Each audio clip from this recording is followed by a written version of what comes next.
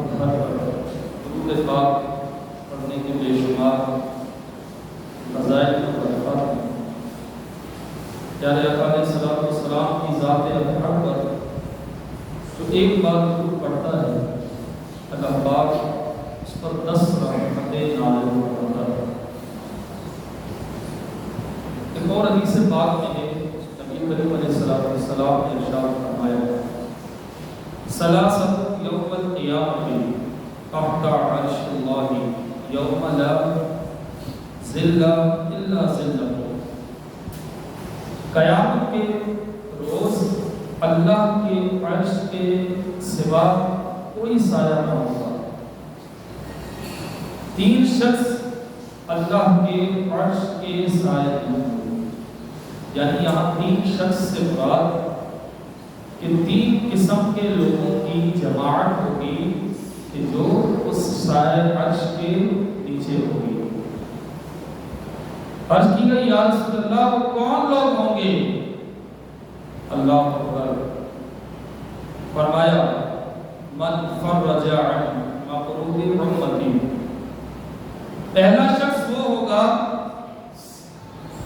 جو میرے کسی امتی کی پریشانی کو دور کرے گا، میرے کسی امتی کی پریشانی کو دور کرے گا۔ دوسرا شخص ومن احیا سنتی، فرمایا دوسرا وہ ہوگا جو میری سنت کو زندہ کرنے والا ہوگا۔ فرمایا تیسرا ومن اکثر الصلاۃ علیہ، اور مجھ پر کثرت سے درود پاک پڑھنے والا ہوگا۔ فرمایا کہ جو شخص ان تینوں عادتوں کو اپنا لے گا، یعنی امت کی پریشانی دور کرنا، سنتوں پر عمل کرنا اور کثرت سے درود پاک پڑھنا، اگر یہ کوئی شخص تینوں عادتیں اپنا لے تو قیامت والے دن جنت میں جانے سے اس کو کوئی روک نہیں سکتا،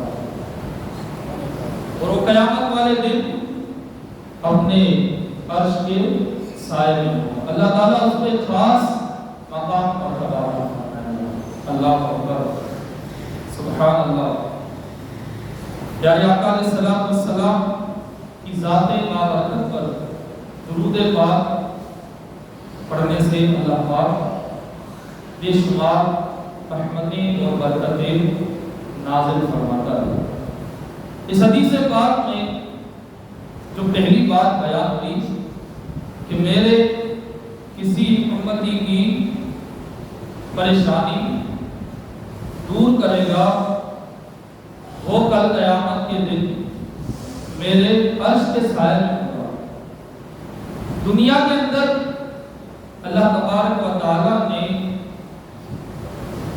بے شمار انسانوں کو مدد کرنے والا پیدا فرمایا ہے، یعنی اگر وہ چاہیں تو اپنے مال کے ذریعے سے، اپنی زبان کے ذریعے سے، اپنے اعمال کے ذریعے سے کسی کو اچھی نصیحت دے کر مدد کر سکتے ہیں۔ اور یہ بھی یاد رکھیں کہ مدد کا تعلق صرف پیسوں کے ساتھ ہی نہیں ہے کہ بھائی جناب آپ نے کسی کی مدد اس طرح کی کہ وہ آپ کے پاس پیسے مانگنے آیا اور آپ نے اس کے ہاتھ میں پیسے دے دیے تو یہ جناب بہت بڑی مدد ہو گئی۔ یہ بھی مدد ہے، لیکن نیکی کی بات بتانا بھی کسی کی مدد کرنا ہے۔ نیکی کی بات بتانا بھی کسی کی مدد کرنا ہے۔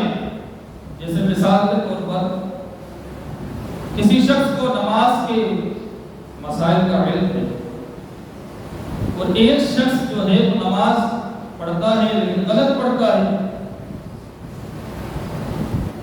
اب اگر جس کو مسائل پتہ ہیں وہ اس بندے کے پاس جا کر اس کو اس مسائل کا علم دیتا ہے، اس کو بتاتا ہے کہ بھائی آپ کی یہ نماز اس طرح درست نہیں ہے، اس کے اندر سجدہ صحیح نہیں ہے، اس کے اندر رکوع صحیح نہیں ہے، یا آپ کا سلام پھیرنے کا انداز صحیح نہیں ہے، یا جو آپ رکوع کے بعد کھڑے ہوتے ہیں اور فوراً کھڑے ہو کے ڈائریکٹ سجدے کی طرف جاتے ہیں، تو آپ کا یہ انداز درست نہیں ہے۔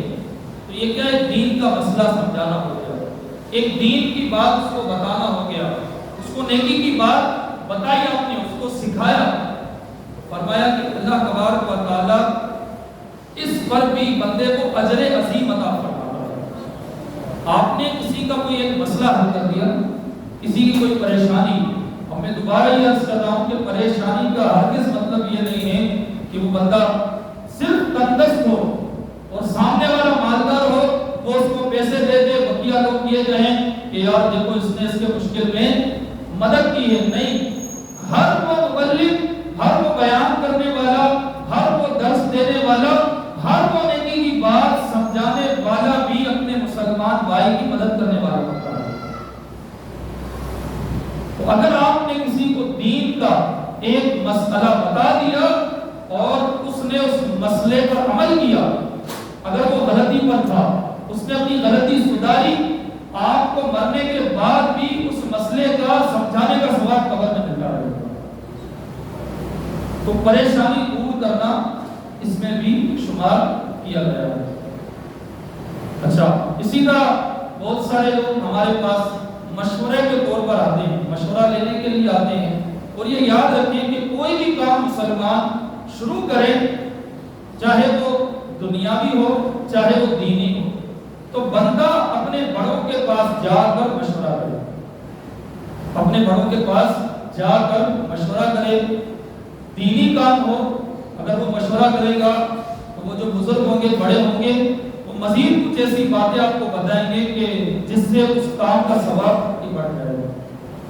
اسی طرح دنیاوی طور پر اگر ہم کوئی کاروبار شروع کرتے ہیں، یا ہم کہیں نیا گھر لیتے ہیں، یا کوئی بھی ایسا کام کرتے ہیں، تو سب سے پہلے ہم مشورے کی سنت پر عمل کریں۔ ہم کسی بڑے کے پاس جائیں اور اس سے مشورہ کریں۔ اچھا، لوگ کہتے ہیں نہیں بھائی میں تو بہت سمجھ رہا ہوں، مجھے کسی کی کیا مشورے کی ضرورت ہے، میں تو سب جانتا ہوں، میں نے تو گاٹ گاٹ کا پانی پیا ہوا ہے، مجھے تو سب آتا ہے۔ تو پھر بعد میں پتا چلتا ہے کہ اتنا بڑا اس کو نقصان ہوتا ہے، بعد میں سر پہ آ کر کے کہتا ہے یار میں کسی سے پوچھ لیتا تو صحیح۔ تو جو بندہ اپنی ہوشیاری سے کام لیتا ہے وہ دونوں پیروں سے پھنستا ہے۔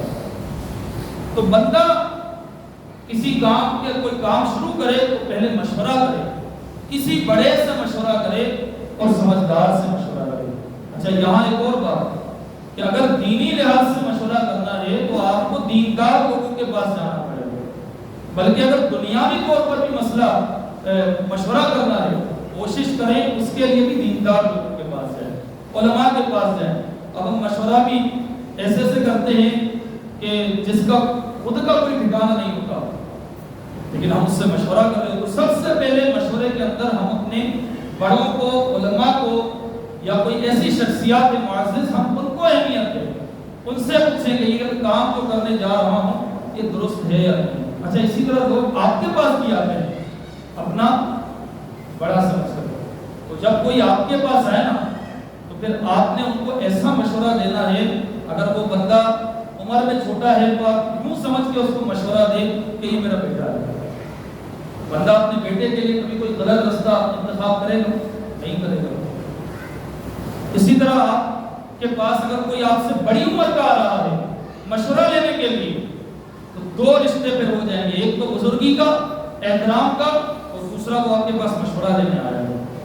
تو کہا کہ یہ دونوں جو آپ کے پاس آئے تو آپ اس کو اپنے گھر کا فرض سمجھ کر اس کو اچھی بات بتائیں، اچھی بات کی طرف رہنمائی کریں۔ بعض لوگوں کی عادت ہوتی ہے کہ ان کے پاس اگر کوئی مشورہ لینے بیچارہ آ جائے تو اس کو اس طرح کے پٹاخ مشورے دیتے ہیں کہ بیچارے کا نقصان ہو جاتا ہے، وہ پریشان ہو جاتا ہے، بعد میں وہ کسی کام کے قابل نہیں رہتا۔ کبھی بھی آپ کے پاس کوئی بندہ آئے تو سوچ سمجھ کر مشورہ کیا کریں، مشورے کے اندر جلدی بھی نہیں کرنی چاہیے۔ اب ہمارے یہاں پر مشورہ اگر کوئی ہم سے کرنے آتا ہے فوراً جواب دیتے ہیں، ہاں یار میرے لگتا ہے کیوں کریں آپ صحیح ہو جائے گا، کہ بھئی آپ تھوڑا سوچیں، آپ سمجھیں، آپ پھر کسی سے مشورہ کریں، یار فلاں بندہ میرے پاس آیا ہے تو میں اب کیا کروں، آپ مجھے بتائیں میں اس کو کیا دکھاؤں؟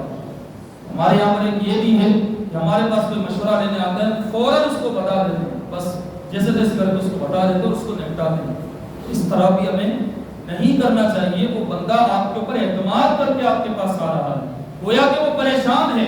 اب یہاں پر ہم نے یہی سنا نا کہ جو کسی امتی کی یعنی نبی پاک علیہ الصلوۃ والسلام کی امتی کی پریشانی کو دور کرے گا، کل قیامت والے دن اللہ کے عرش کے سائے میں ہوگا۔ اب جو آپ کے پاس ایسا مشورہ لینے آ رہا ہے وہ بھی تو پریشان ہی ہے نا، وہ پیسے مانگنے تو نہیں آیا، وہ تو آپ سے ایک مسئلہ حل کروانے آیا ہے، تو اس کو بہترین مشورہ دیا جائے۔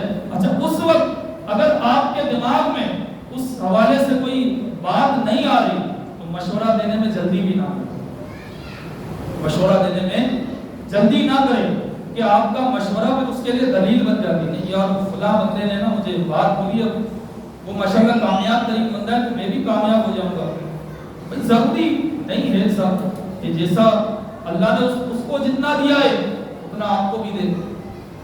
بہرحال ہمارے پاس اگر کوئی ایسے بندے آئے تو ہم سوچ سمجھ کر بات کریں۔ اگر ہمیں علم نہیں ہے تو ہم اس سے ٹائم لے لیں کہ بھائی ٹھیک ہے میں تمہیں کل بتاؤں گا۔ ایک بزرگ کے طالب دین کے پاس ایک شخص آیا، وہ بزرگ کھانا کھا رہے تھے، وہ عالم دین تھے، مفتی تھے، شیخ الحدیث تھے، حدیثوں کی طرف ان کی نظر تھی۔ اللہ اکبر۔ تو شخص اس بزرگ کے پاس آئے، کہنے لگا حضرت ایک کام ہے، مجھے مشورہ کرنا ہے۔ تو اس شخص نے ساری باتیں ان کے سامنے رکھی۔ جو کھانا کھا رہے تھے حضرت وہ خاموش رہے۔ دوبارہ اس نے کہا کہ حضرت میں نے یہ باتیں کی، آپ سے مشورہ دیں اس کا۔ وہ شخص خاموش۔ تیسری بار جب اس نے تھوڑا جلال میں آ کر غصے والی حالت میں کہا کہ حضرت میں آپ سے کچھ پوچھ رہا ہوں، آپ جواب ہی نہیں دے رہے۔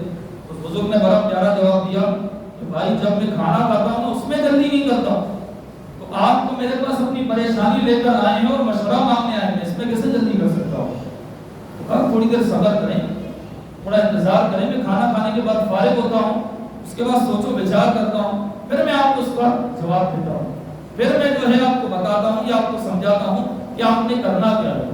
تو مشورہ لینا اور مشورہ دینا یہ دونوں ہمیں آنا چاہیے کہ مشورہ کرنا کس سے ہے اور جب مشورہ دینا ہے پھر دینا کس کو ہے اور کس طرح یہ دینا ہے۔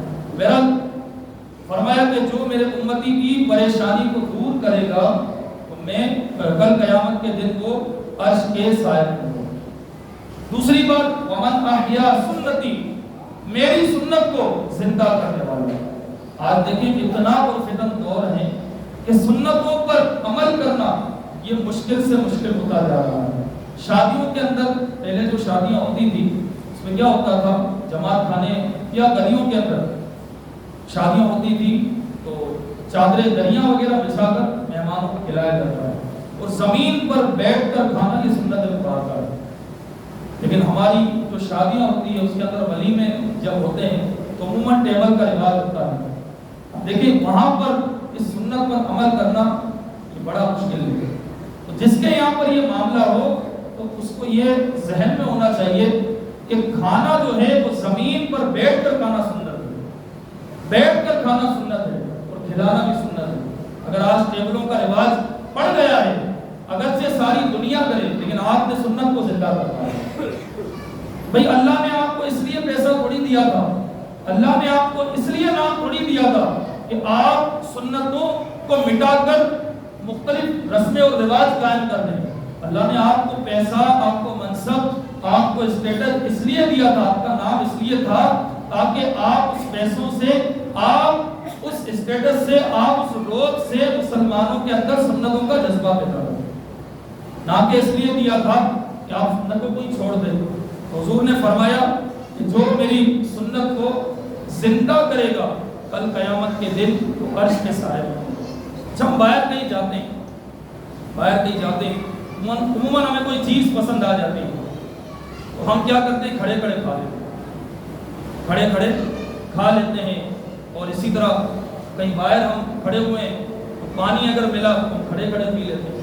وہی جس جگہ پر سنت پہ عمل کرنا مشکل ہونا آپ وہاں عمل کریں، اس کی برکتیں بھی آپ کو اتنی ملیں گی۔ اس ثواب اسی پر تو ہے آسانی میں تو ہر کوئی عمل کر لیتا ہے، مزہ تو جب ہے جب مشکلات میں عمل کر کے بتاؤ۔ تو سنتوں کو زندہ کریں۔ یہ چھوٹی چھوٹی سنتیں اتنی ایسی ہیں کہ کل قیامت والے دن یہی چھوٹی سنتوں کی برکت سے آپ جنت میں داخل ہوگے۔ پانی بیٹھ کر ہم پیتے ہیں، لیکن وہ جہاں آسانی ہوتی ہے وہاں بیٹھ کر پیتے ہیں، جہاں آسانی نہیں ہوتی وہاں کھڑے ہو کر پی لیتے ہیں۔ اسی طرح کوئی مشروب ہوتا ہے۔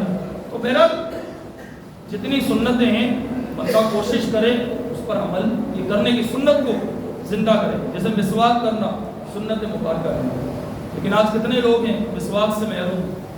ٹوتھ برش استعمال کرتے ہیں۔ آپ اگر میں آپ کھڑا کرواؤں نا بھی آپ کے گھر میں کس کس کے گھر میں ٹوتھ برش ہے، تو ہر تقریباً بندے ہاتھ کھڑا کریں گے اور وہ بولیں گے بھی بھائی میرے پاس اس کمپنی کا ہے اور میں اتنا مہنگا والا استعمال کرتا ہوں، برش بھی میں برانڈیڈ یوز کرتا ہوں، تو آپ سب ہاتھ کھڑا کریں گے۔ لیکن اگر میں سوال پوچھ لوں کہ بھائی مسواک کس کس کے پاس ہے، اچھا جس کے پاس ہے وہ یوز کس طرح کرتا ہے، کرنا آتا بھی ہے کہ نہیں آتا ہے، یہ ساری چیزیں۔ تو ہم نے دنیاوی طور پر دنیاوی چیزوں کی ایڈورٹائزمنٹ دیکھ کے اس کو اپنا لیا ہے، لیکن جو رسول کریم علیہ السلام کے فرمان ہے، آپ نے فرمایا کہ مسواک کو لازم پکڑ لو، اس میں موت کے سوا ہر بیماری کا علاج ہے، ہر بیماری کا علاج ہے، ہر بیماری میں ہر بیماری آ جاتی ہے، موت کے علاوہ یہ ہر بیماری کا علاج ہے۔ اور آج بڑے بڑے سائنسدان، بڑے بڑے غیر مسلم بھی اس بات کو ماننے پر مجبور ہو گئے ہیں کہ جو مسلمان مسواک کر کے نماز پڑھتا ہے یا اس کی روٹین میں مسواک ہے وہ بڑی بڑی بیماریوں سے بچ جاتا ہے۔ تو آپ دیکھ لیں کہ مسواک کی جو سنت ہے اس پر کتنے لوگ عمل کرتے ہیں، نہیں کرتے ہیں، بعضوں کا طریقہ بھی نہیں آتا، استعمال کرنی کس طرح ہے، وہ سارے یوں پکڑتے ہیں جیسے یہ چھوٹی ہے میرے پاس، مسواک اتنی نہیں ہونی چاہیے، کم از کم ایک بارش کی ہونی چاہیے، اور پکڑنے کا انداز یوں نہیں ہونا چاہیے، یوں ہونا چاہیے، اس طرح سے آپ روزانہ 1 مہینے تک آپ مسواک یوز کریں، ہر نماز سے پہلے، ہر نماز سے پہلے، اسی طرح اٹھنے کے بعد، سونے سے پہلے آپ یہ یوز کریں۔ 1 مہینے کے بعد آپ مجھے بتائیے گا آپ کے اندر کتنی چینجنگ آئی ہے، آپ کے کھانے پینے کا انداز تھوڑا چینج ہو جائے گا، آپ کے پیٹ کا نظام درست ہو جائے گا۔ یہ ساری برکتیں ہیں سنت کو زندہ کرنے میں، لیکن وہی بات کہ ہم نے سنتوں کو چھوڑ کر دوسری طرف رخ اختیار کر لیا، پھر کہتے ہیں ہمارے دانت میں درد ہیں، ہمارے پیٹ میں بدہضمی ہو رہی ہے۔ کوئی بدہضمی تو ہوگی نا، جب غیر مسلموں کی پروڈکٹ آپ کو یوز کرو گے پھر یہ سارے معاملات کو آپ کو جھیلنے پڑیں گے۔ بہرحال فرمایا کہ جو شخص میری سنت کو زندہ کرے گا، ومن احیا سنتی، کہا کہ کل قیامت والے دن اللہ اس کو بھی عرش کے سائے میں رکھے گا۔ تو اس مسواک کی سنت کو بھی آپ کے لازم پکڑ لیں۔ اس کے بعد فرمایا آخری بات، ومن اکثر الصلاۃ علیہ، اور مجھ پر کثرت سے درود شریف پڑھنے والا بھی، یعنی جو سرکار علیہ السلام پر دن رات میں کثرت سے درود پاک پڑھے گا، اللہ تعالیٰ اس کو بھی سایہ عرش والوں کی لائن میں کھڑا کر دے گا۔ تو آج یہ عہد کریں کہ ہم کسی نہ کسی کی پریشانی دور کریں۔ اب یہاں پر پریشانی دور کرنے کا حکم دیا گیا ہے نا، لیکن میں آپ کے کہوں کہ ہماری ذات سے ہم تھوڑا سا اپنے آپ پر غور کریں کہ ہماری ذات سے پریشانی دور کرنا تو دور کی بات ہے، کتنے لوگوں کو تکلیف ہو رہی ہوتی ہے۔ اگر ایک مارکیٹ کے اندر پتھارا لگانے والا بندہ ہے، اس سے بھی لوگوں کو تکلیف ہوتی ہے، اس کی جگہ ایک مخصوص ہوتی ہے، لیکن وہ بلا وجہ آگے